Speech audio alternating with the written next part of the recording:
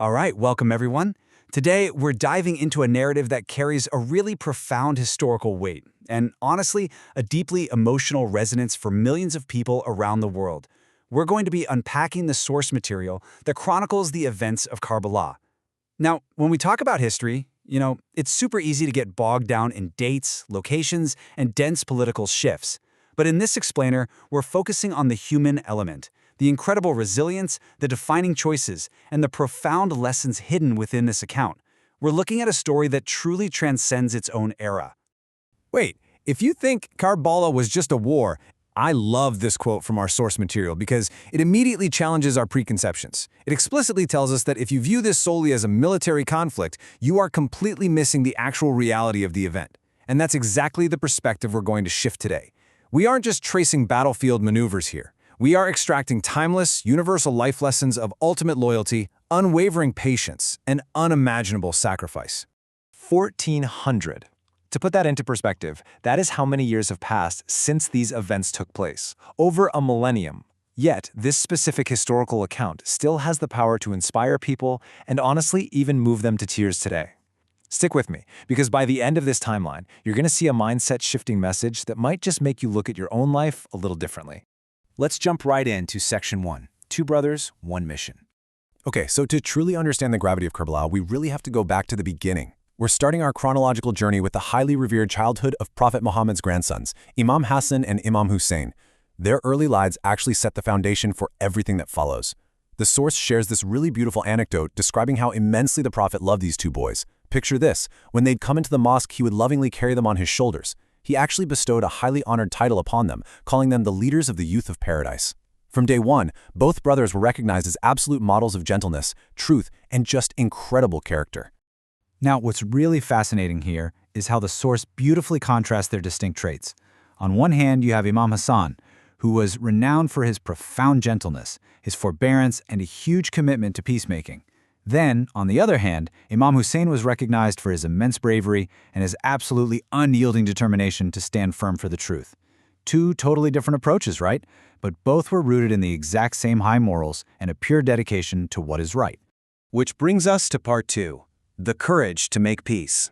As time went on, serious differences and disputes started to flare up among the Muslims. Imam Hassan was suddenly faced with a remarkably difficult decision, one that put his defining trait of peacemaking to the ultimate test. He made a choice that required an immense, totally selfless sacrifice. To avoid terrible bloodshed and keep the community from fracturing even further, he chose to prioritize peace. And let's be clear, this was not an easy decision by any means. But his logic was rock solid. He placed the greater good, literally saving the lives of the people, far above any personal desires or worldly power.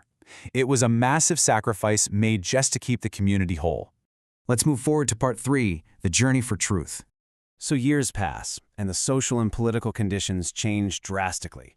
The heavy burden of leadership and moral responsibility now falls squarely upon Imam Hussein at a really critical turning point. He was presented with a very specific, uncompromising demand. He was asked to pledge his allegiance to a system that he fundamentally saw as supporting oppression and injustice. Now, for a man whose entire identity was built on standing for the truth, that was impossible. He firmly refused, making it crystal clear that he could not and would not endorse injustice. Let's trace how this builds on the timeline, because this firm refusal sets everything in motion. First, we have that demand for allegiance and Hussein's resolute stand. Because of this, he's forced into a second pivotal moment, his departure.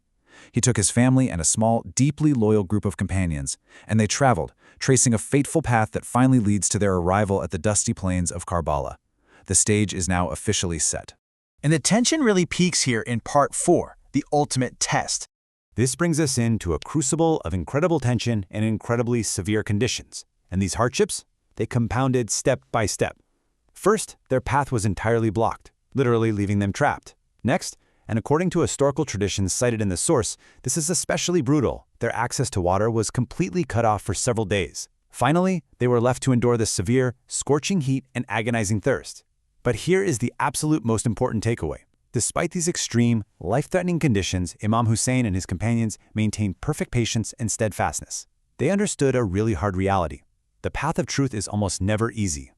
Which leads us to our final chapter, Part 5. An Eternal Legacy. That profound patience in the face of unimaginable hardship brings us right to the definitive historical and emotional peak of this explainer, the 10th day of the month of Muharram, known historically as the day of Ashura.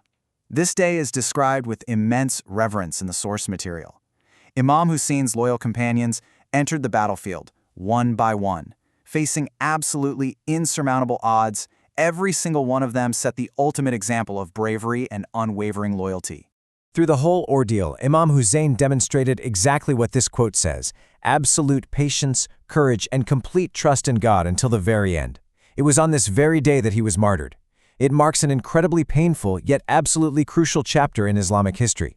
It was a day that showcased the ultimate reliance on faith, especially when everything worldly is totally stripped away. So when we look back at this journey, the hardships, and that final stand, we quickly realize why Karbala is far more than just a historical war. It is a lasting, living symbol of eternal virtues.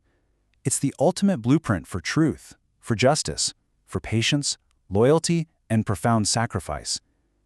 The legacy of Imam Hassan and Imam Hussein teaches the world that when you are forced to choose between truth and falsehood, you absolutely must stand with the truth, no matter how great the sacrifice required. And that brilliantly illustrates why a 1400-year-old story still matters so much today. It leaves us with a deeply personal question. When you are forced to choose between truth and falsehood in your own life, what will you sacrifice? Thank you so much for walking through this explainer with me today. If you value these lessons of truth, patience, and good morals, definitely share this message so that this eternal legacy can continue to inspire others. Until next time, keep seeking the truth.